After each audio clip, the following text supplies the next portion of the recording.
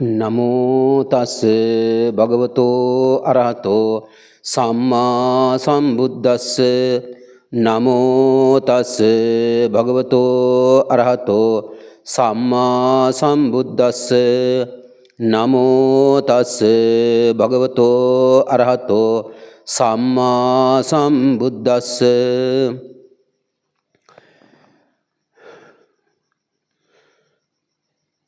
पतिरूप देशवासोच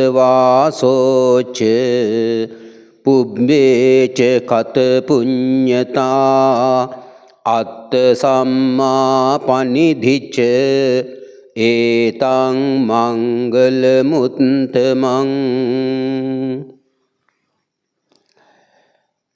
श्रद्धावन उपासक उपासिकाएं, मंगल सूत्र का एक गाथा आपको कल सुनाया। दूसरे गाथा के बारे कौन सी मंगल कारणाएं संदर्भित थे, आज उसे बताने के लिए प्रयत्न करता हूँ। आप लोग उसे अच्छी तरह सुनना चाहिए। अपना जीवन समाज में चल तो रहा है, लेकिन किस प्रकार चल रहा है, कैसा चलना चाहिए, ये आपको मंगल सूत्र के मंगल कारणाओं के अनुसार समझ सकता है। इसलिए अच्छी तरह धर्म श्रवण करना चाहिए, क्योंकि ये सद्धर्म मनुष्यों के लिए ही है। मनुष्य जीवन धार्मिक रूप से तैयार करने के लिए यह लोग परलोक दोनों में परेशानियों से विरत सुखदायक जीवन जीने के लिए जल्दी से संसार बंधनों से मुक्ति पाने के लिए तथागत ने हमें धर्म सिखाया।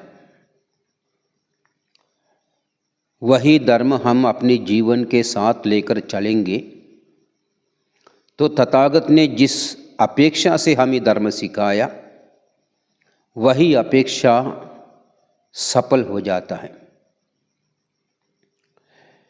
अभी हम देखेंगे आज में कौन सा मंगल कारण आएंगे। पतिरूप देश वासोच। पतिरूप देश योग्य दिशा में रहना चाहिए। पुब्बेच खत पुण्यता, पूर्व से किया हुआ पुण्य होना चाहिए। अत्त सम्मापनिधिच, अपने आप को धार्मिक रूप से तैयारी करना चाहिए। एतं उत्तमं मंगलम, ये श्रेष्ठ मंगल कारण आएंगे। कल भी आपको 3 कारण सिखाए, आज भी 3 कारण हैं। ये तीनों में हम थोड़ा विश्लेषण करके देखेंगे। पति रूप मानी योग्यता है। अभी समाज में हम रहते हैं, ये रहने वाले समाज में आपको मन में खुशी है या दुखी है, ये समाज से आपको तकलीफ होता है कि या नहीं, ये आपको समझ सकता है। आप अपना जीवन किसी भी समाज में किस प्रकार के जीना चाहते हैं। हर एक व्यक्ति को समानता तो नहीं होगी, लेकिन हर एक व्यक्ति बिना परेशानियों से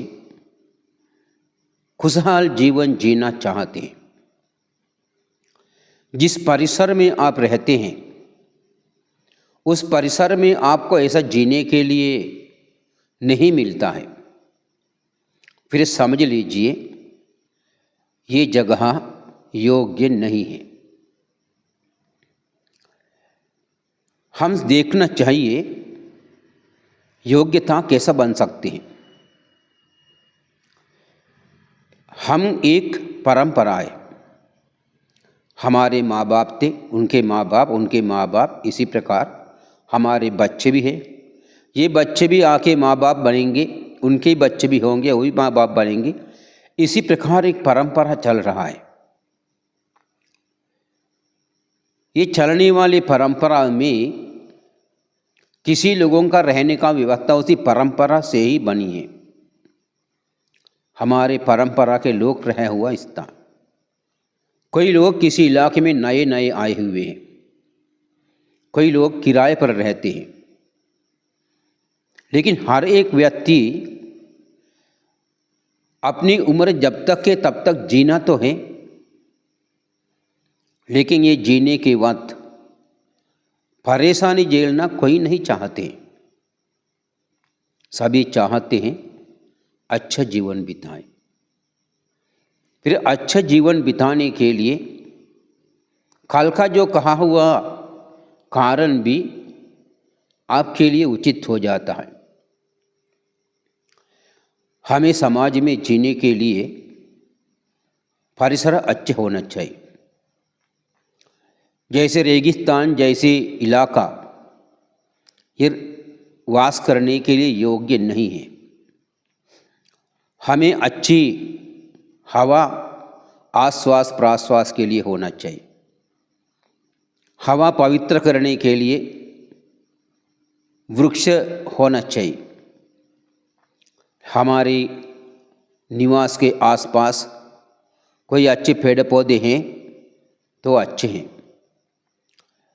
और स्वच्छ पानी उसी इलाके में मिलता हो वो भी अच्छे हैं। नहाने के लिए, धोने के लिए, पीने के लिए हमें स्वच्छ पानी चाहिए, और खाने पीने के लिए आवश्यक सामग्री उसी इलाके में मिलता है जिसमें जहर नहीं है। सादा प्रकृति से युक्त सब्जियां, फल वगैरह मिलता हो, और उसी के अलावा सत्पुरुष लोग रहना चाहिए। पंडित लोग, कल बताया पंडितानंच सेवना, ये पंडित लोग सत्पुरुष कहा तो उन्हें फालतू काम नहीं करता है।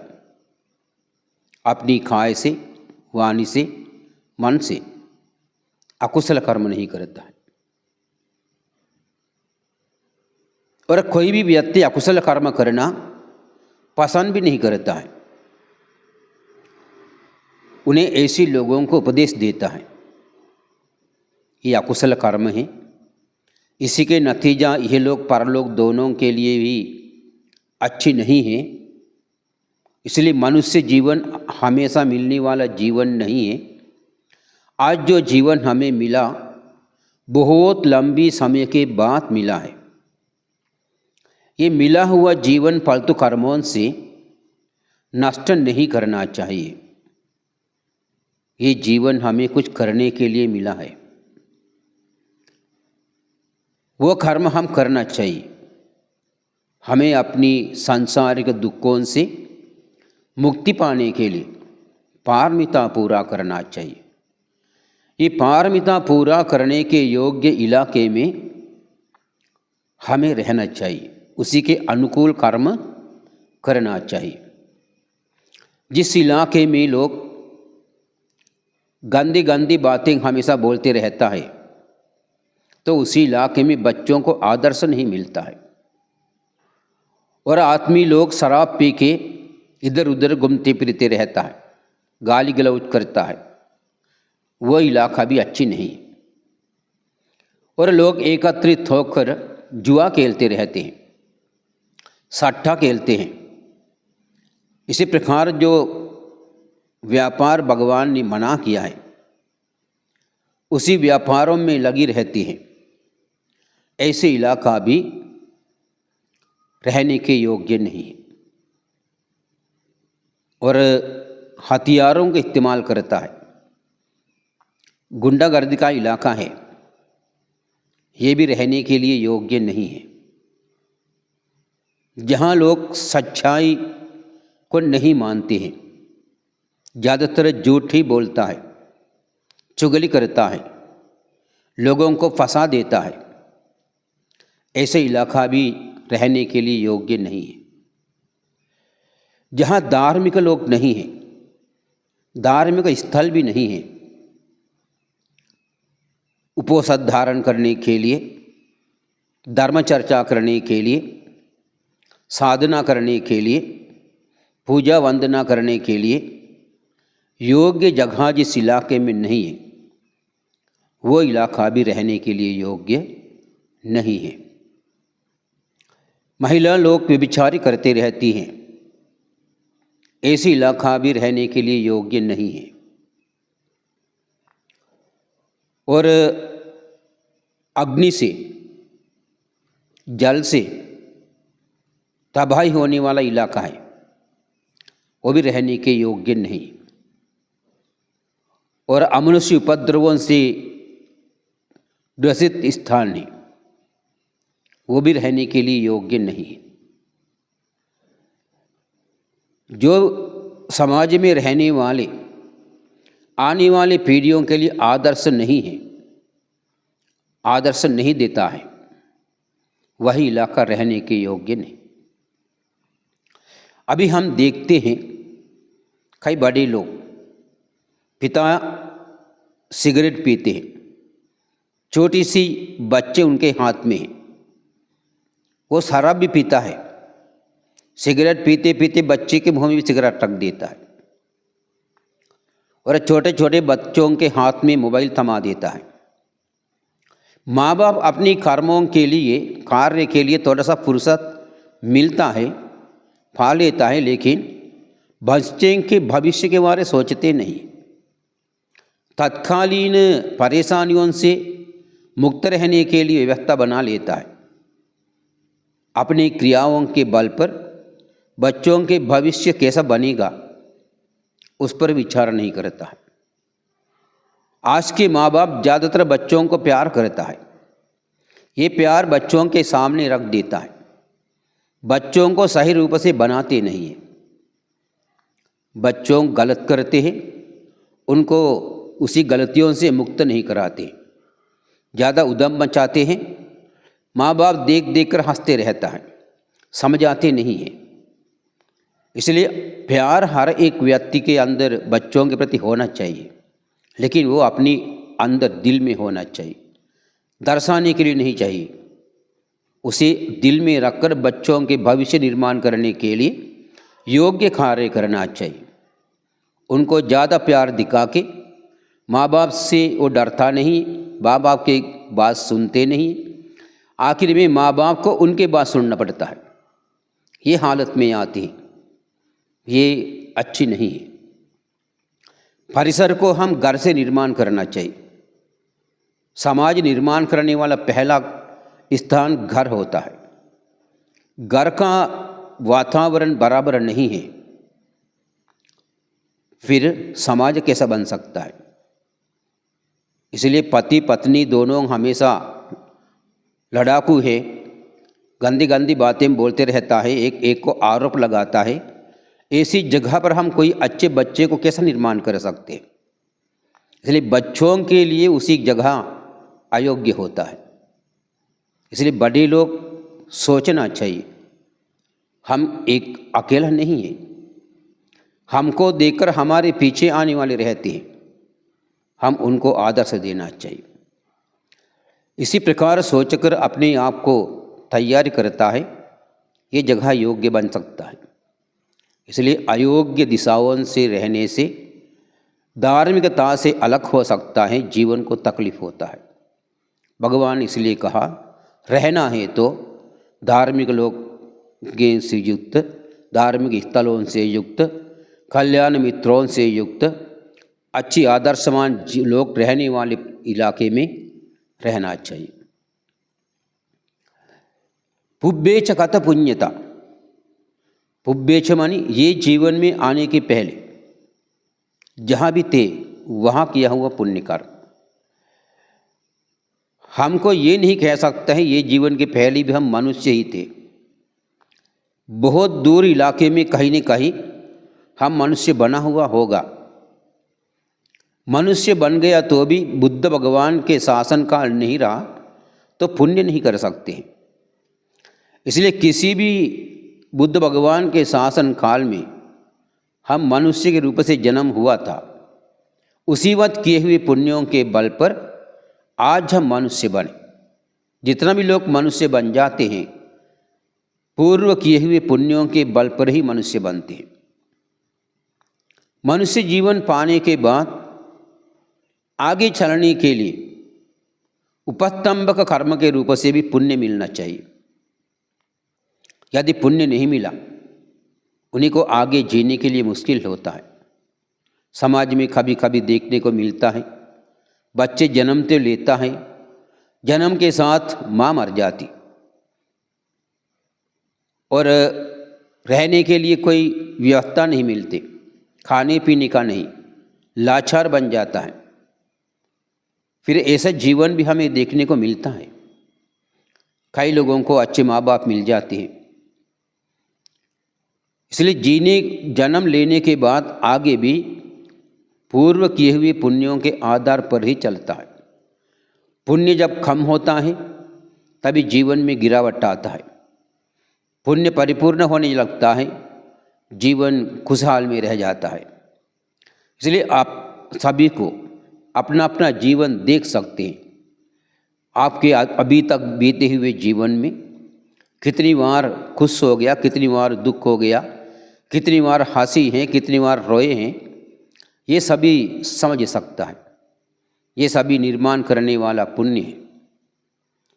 अभी जन्म लिया हुआ व्यक्ति कर्म के साथ जन्म लेता है, लेकिन उसी कर्म से उत्पन्न पुण्य शक्ति उन्हीं को यहाँ तक ले जा सकती। कर्म और पुण्य दोनों बराबर रहा तो जीवन के आखिरी तक चल सकता है। कर्म है लेकिन पुण्य कम है तो बीच में ही उतरना पड़ता है। इसलिए तमाम लोग हम देखते हैं पूरा उम्र बिताने के पहले बीच में ही चले जाते हैं। ये क्योंकि पूर्व से लाए हुए पुण्यों का कमी है। इसलिए हम आज समझना चाहिए आज ये मेरा आखिरी जीवन नहीं है। हमें और कहाँ तक जाना पड़ेगा ये भी मालूम नहीं। हम भविष्य के लिए आज के जीवन से अच्छे पुण्य एकत्रित करके जाना चाहिए। आप लंबी रास्ते में जाने के लिए तैयार होते हैं। आप निकलने के पहले रास्ते के लिए आवश्यक पैसे खर्च करने के लिए, कपड़े पहनने के लिए, खाने पीने की सामग्री, भूख मिटाने के लिए, ये सभी तैयारी कर लेता है, सभी साथ में लेकर चलता है। क्योंकि आपको मालूम में नहीं तो रास्ते में परेशानी पड़ना पड़ता है, तकलीफ हो जाता है। इसी प्रकार ये संसार के जीवन भी बहुत लंबी है। उसी लंबी जीवन जो आगे हमें बिताना है आज से हम उसे तैयार करना चाहिए। आगे जीवन दुख में न जाते हुए सुखदायक जीवन जीने के लिए हम ये प्राप्त मनुष्य जीवन से ही सामग्री इकट्ठ करना पड़ता है। हम इसी जीवन से ऐसा एकत्रित नहीं किया तो अगला जीवन समझ लीजिए अंधकार में ही है।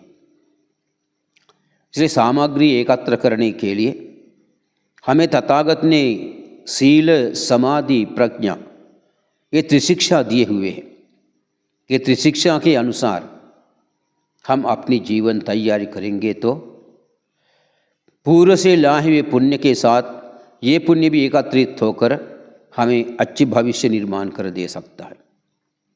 हम किसी को मालूम नहीं कितना पुण्य लेकर आए हैं, लेकिन आज के जीवन को देखकर समझ सकते कितना पुण्य अपने पास है। कई लोग लाए हुए पुण्य काके खत्म कर देता है, नवीन से पुण्य नहीं करता है। कई लोग पुण्य नहीं लाते हैं, उन्हें भी नवीन पुण्य करने के लिए प्रयास नहीं करता है।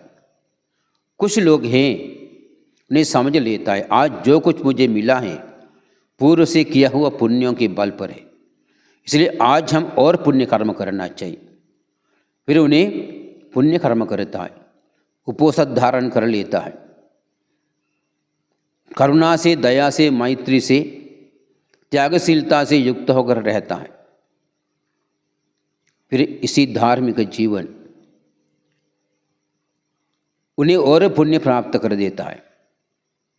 इसलिए हम किसी को मालूम नहीं पूरे संसार में कहाँ पर हम पुण्य किया है, किस प्रकार के पुण्य किया है। आज हमें मालूम है, आज तो मैं मनुष्य हूँ, कल क्या बनेगा बता नहीं सकती। ये मनुष्य जीवन दीर्घकालीन जीवन नहीं है, अल्पकालीन है। ये अल्पकालीन जीवन समाप्त होने के पहले हमें अच्छे पुण्य एकत्रित करना चाहिए, उसके लिए पुण्य कर्म करना चाहिए। सील का पालन करना चाहिए, साधना करना चाहिए,